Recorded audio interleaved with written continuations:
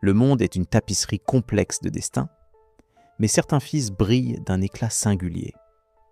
Ces femmes, par leur résilience face à l'adversité, redéfinissent nos certitudes. Elles ont bravé les préjugés, renversé les attentes et transformé leurs différences en phare d'espoir, prouvant que l'esprit humain ne connaît aucune limite physique. Numéro 10. Ilka Brühl. L'esthétique de l'âme et le visage de l'acceptation. Ilka Brühl, née au cœur de l'hiver, 1992 en Allemagne, est bien plus qu'une mannequin. Elle est le visage d'une révolution culturelle sur la perception de la beauté. Sa vie est indissociable de la dysplasie ectodermique, une condition génétique rare affectant le développement de la peau, des dents et, dans son cas, de la structure faciale. Dès son plus jeune âge, Ilka a dû affronter le bloc opératoire à de multiples reprises. Ses interventions chirurgicales lourdes, visant à reconstruire sa fente palatine et à régulariser ses traits, n'ont jamais eu pour vocation d'effacer sa nature, mais de lui offrir une fonctionnalité vitale. Cependant, le véritable combat d'Ilka ne fut pas médical, mais psychologique. Durant son enfance et son adolescence, elle a subi le poids écrasant de l'intimidation et des regards fuyants, menant à une aliénation sociale profonde. Le déclic se produisit en 2014, lorsqu'un ami photographe lui proposa de poser. Devant l'objectif, Ilka ne vit plus une anomalie, mais une œuvre d'art unique. Cette révélation fut le point de départ de son mouvement Grenlos, sans limite, lancé en 2018. À travers ses écrits, notamment son ouvrage Andersson, Différente et belle, elle déconstruit les standards de beauté traditionnels. Elle enseigne que l'acceptation de soi n'est pas une destination, mais un voyage courageux. Aujourd'hui, elle utilise sa notoriété pour montrer que nos défauts sont en réalité les signatures de notre authenticité. Numéro 9. Cara Anaya. La dignité face à l'invisible et l'incompris. L'histoire de Cara Anaya, résidente de l'Arizona, nous plonge dans les profondeurs d'une pathologie aussi rare que taboue. Le trouble d'excitation génitale persistante, TEGP. Contrairement aux idées reçues, cette condition n'a aucune dimension érotique. Il s'agit d'un dysfonctionnement neurologique où le corps envoie des signaux d'excitation intense et incontrôlable, totalement déconnectés de l'esprit ou du désir. Pour Cara, la vie est devenue un champ de mines sensorielles. Elle peut subir jusqu'à 180 épisodes en l'espace de 2 heures, des crises qui durent parfois 6 heures consécutives. L'apparition brutale de ce trouble lors d'une simple sortie au supermarché a pulvérisé son quotidien de mère et de citoyenne. Imaginez la détresse de ne plus pouvoir conduire, faire ses courses ou même tenir une conversation sans être assaillie par des vagues physiques douloureuses et humiliantes. Cara a frappé à toutes les portes, neurologue, psychiatre, spécialiste de la douleur. Mais la science actuelle reste largement impuissante face à ce syndrome. En choisissant de parler publiquement, Cara brise un silence étouffant. Elle milite pour que le TEGP soit reconnu comme une véritable infirmité neurologique et non comme une curiosité graveleuse. Son courage réside dans sa capacité à maintenir sa dignité alors que son propre système nerveux semble la trahir chaque jour. Numéro 8. Chen Tang, le miracle de la verticalité retrouvée. Pendant 26 ans, l'horizon de Chen Tang, né à Xiamen en Chine, s'est limité au sol. Atteinte d'un genou recurvatum bilatéral sévère, une malformation congénitale, ses genoux étaient inversés, pliés à 90 degrés vers l'arrière. Cette condition l'obligeait à se déplacer exclusivement à 4 pattes, une position qui aurait pu briser n'importe quel esprit. Pourtant, Chen a fait preuve d'une ténacité hors du commun, parvenant à suivre une scolarité normale et à s'investir dans le soutien aux enfants autistes, transformant sa propre souffrance en empathie pour les autres. L'année 2013 marqua un tournant miraculeux. Grâce à une médiatisation de son cas, des fondations caritatives financèrent une série de 7 opérations chirurgicales d'une complexité extrême. En 6 mois, les chirurgiens ont littéralement cassé et reconstruit ses jambes. Le résultat fut spectaculaire. Elle est passée d'une taille de 93 cm en position accroupie à 128 cm debout. Mais la chirurgie n'était que la première étape. S'en est suivie une rééducation de fer pour réapprendre à son cerveau et à ses muscles atrophiés le concept de l'équilibre vertical. Aujourd'hui, chaque pas que fait Chen Tong est une déclaration de liberté. Elle est devenue un symbole national de résilience, illustrant que même les situations physiques les plus désespérées peuvent être renversées par la combinaison de l'excellence médicale et d'une volonté de faire. Numéro 7. Brittany Lacayo. Transformer la singularité en record mondial. Dans le monde feutré du droit à Houston, Texas, Brittany Lacayo mène une carrière d'avocate de la défense rigoureuse. Mais derrière cette stature professionnelle se cache une particularité anatomique qui lui a valu une place dans le livre Guinness des records. Elle possède la langue la plus large du monde, mesurant 7,90 cm. Ce trait, qui dépasse en largeur la longueur moyenne d'une langue humaine, a longtemps été une source de gêne pour elle, notamment durant ses années de jeunesse, où la différence est souvent punie par les moqueries.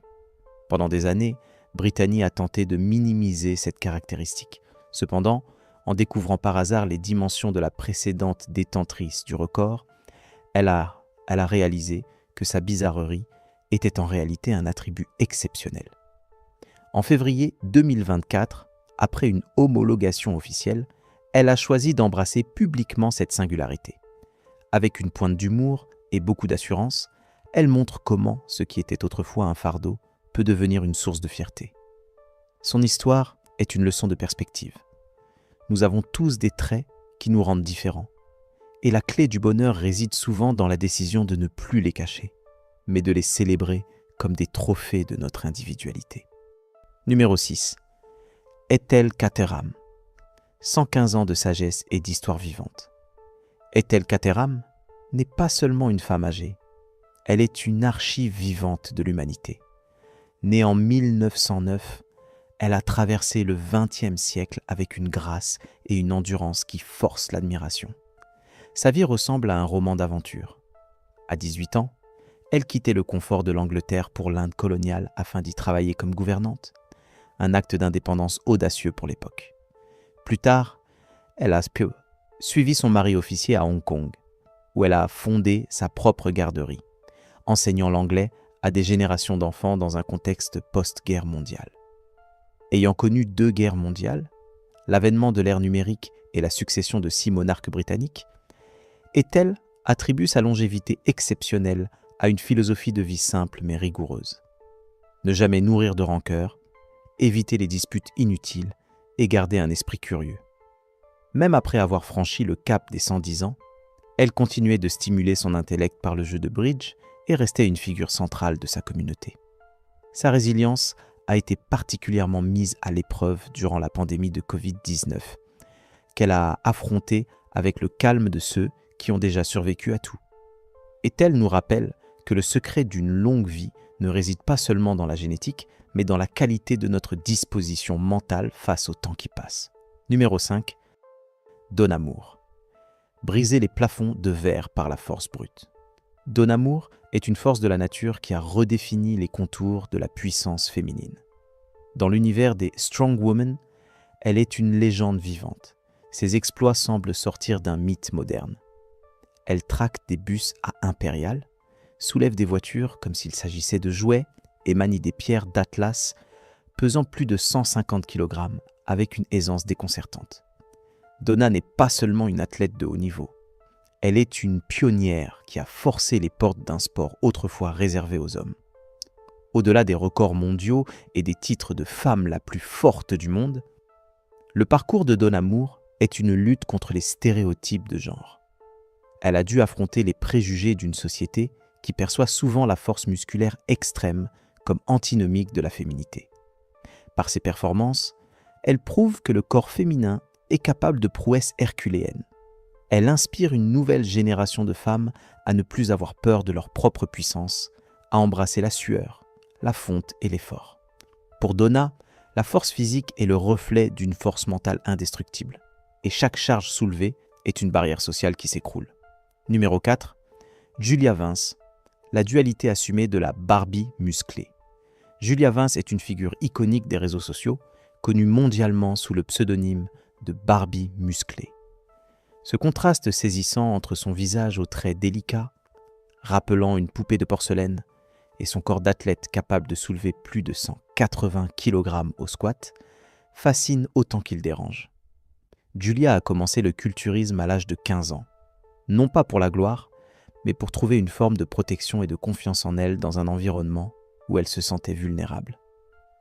Son parcours est une étude sur l'autodétermination. Elle est quotidiennement la cible de critiques virulentes de la part de ceux qui estiment qu'elle a gâché sa beauté naturelle. Julia répond à ces attaques par une authenticité inébranlable. Elle refuse d'être enfermée dans une case. Elle démontre que l'on peut aimer le maquillage et la mode tout en étant une bête de somme à la salle de sport.